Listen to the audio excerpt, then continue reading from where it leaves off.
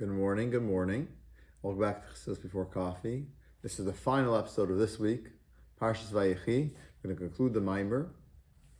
Fascinating Mamar. If you have the opportunity to learn the whole thing, it's a tremendous Mamar. And here we go. We're going to focus on the last the verse. We'll put it all together. And this is what it means when the verse says, Yehuda, your brothers will acknowledge you. Your hands will be on the nape of your enemies. Through the revelation we spoke about earlier of Ata, Bibiyah, from the higher world of Atzilus into Bria, Yitzir, and Asiya, the lower worlds, Adelon Hasiya Tachta, until there's a lower level of Asiya, the lowest world here, this physical, actual action, world of action, Lifo Hinyan Diskafia, where we're put into this world in order to facilitate the transformation, Iskafia, through Iskafia, holding back and not allowing the darkness, the klipa, to take hold, to take ownership, and for us to not allow it and shine Torah and mitzvahs and light, godly light. Nasa ili b'chol spheres. It becomes, from that, it creates an elevation, a benefit to the higher spheres, the spheres that are above it, and all the spheres.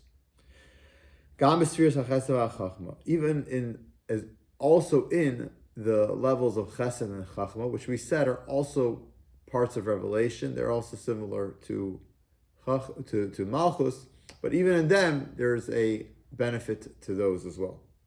Until we come to the true point of da'ata, of you, or what? What's ata? What's the true ata? You? That's atmos. That's godliness. That's like the essence of godliness. Amitis hametzias, the true existence. Kumavor b'ter is explaining ter shazel mashasham shashem shamayim sagar b'fi kol, that the name of heaven is on the tongue and the lips of it's on everyone's mouth. Everyone's speaking of godliness. Even the small infants, the toddlers know too. This idea is not in the idea and concept of revelations, giluyim. Because with revelations, there was the concept of tzimtzum, of contraction, withholding. And what are those revelations, those giluyim? They're only a ray of godliness. They're not the God himself. They're not godliness itself. They're a ray removed. On the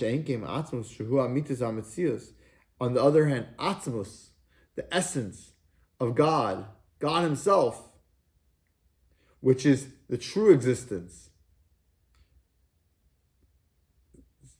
There's nothing like a ray to the sun. The sun is this huge ball of fire in the sky, and a ray disappears. It just comes down. Just to understand the concept, it's brought many times in Chassidus. L'chein al nimtzayim lo shach leimer ata.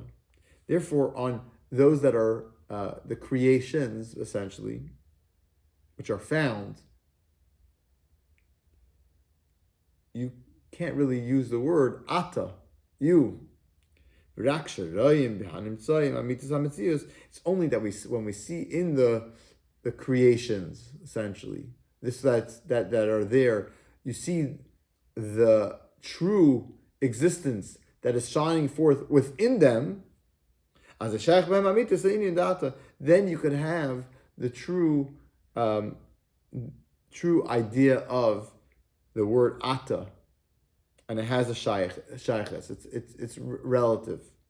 You could reach it. And from this we come to the avodah, the service of Yehuda Ata. Through this service, through this pathway, we come to the true idea of Ata, that is then revealed in the level of Chachma, which is the highest level of the spheres. As the Alter Rebbe says in Tanya, as I heard from my masters, my teachers, that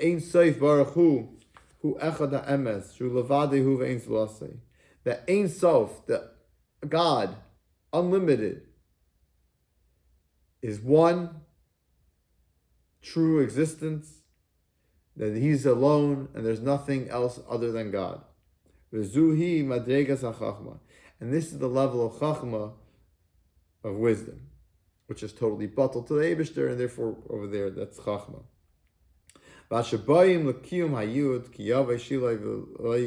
Until we come time when they'll when Mashiach will come and the nations will transform to godliness, and then what we're saying in the pasuk, Mashkasov, what we say in the pasuk will be fulfilled.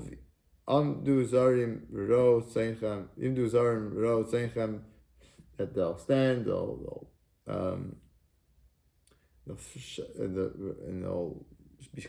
shepherd the sheep. This is a reference to when Mashiach comes. When Mashiach comes, speedily in our days. All right, thank you so much for watching. Have a good Shabbos, and may we merit the coming of Mashiach, as we just said right now. And thank you very much for watching. Have a great day.